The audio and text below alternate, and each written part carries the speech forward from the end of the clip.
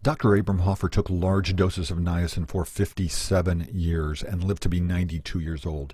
He took the niacin from 1952 till May of 2009 when he died. And I'm going to play an audio clip of him talking about this in 2005. In the audio clip, he also talks about a woman in Canada who was 111 years old, still alive, obviously, and who had been taking niacin for 41 years. He also notes that 2 years prior to that, so when she was 109, she was cross-country skiing, and she attributed her longevity to niacin.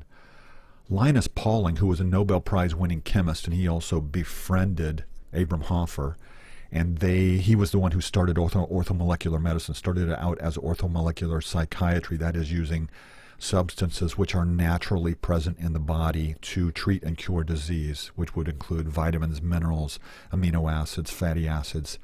But he also took large doses of niacin as well as large doses of vitamin C and other things and lived to be 93 years old. Hi, this is Larry Hobbs at fatnews.com. A little more about Dr. Hoffer. He is the person who discovered that niacin raises HDL levels. He also noted, and I will find the audio clips where he talks about this, but niacin is not just a cholesterol-lowering agent, but rather it normalizes cholesterol levels. That is, niacin lowers cholesterol when it is high and raises cholesterol when it is low. And to me, this is really important because, for example, with the statins, the cholesterol drugs known as statins like Lipitor, yes, they lower LDL cholesterol, but they do this by interfering with natural processes in the body. All they do is lower it. To me, it's the same thing with the blood pressure medicines. They interfere with natural processes in the body. That's why there are all kinds of problems with these drugs. But niacin does not do this. It normalizes cholesterol levels. So it's basically making the body more efficient and to allow it to do exactly what it wants to do.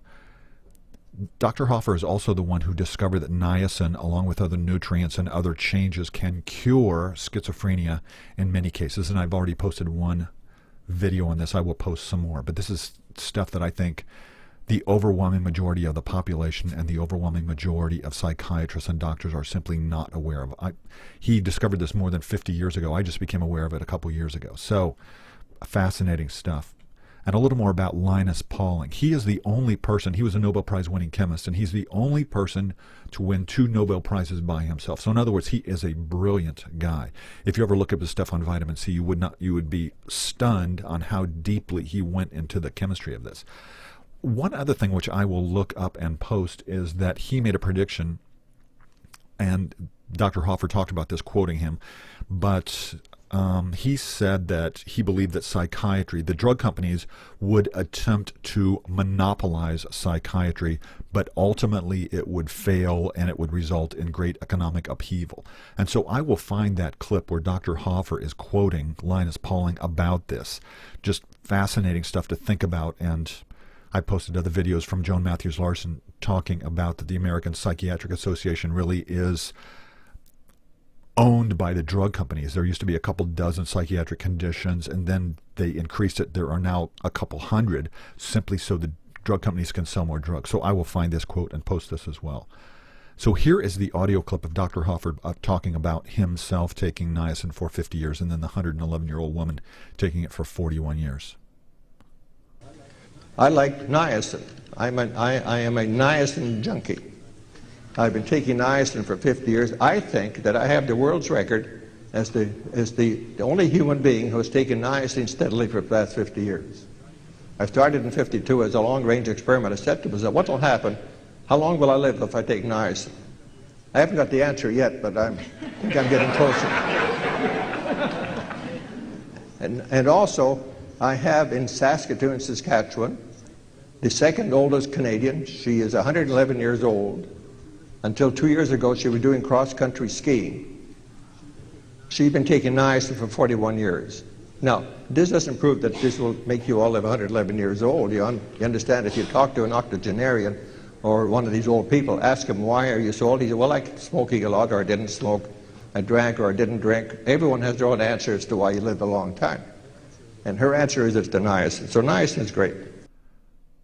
So I ask, which would you rather take? A statin like Lipitor? And let me remind you the data on statins. I posted videos on these, and a lot of it comes from a 2008 cover story from Business Week.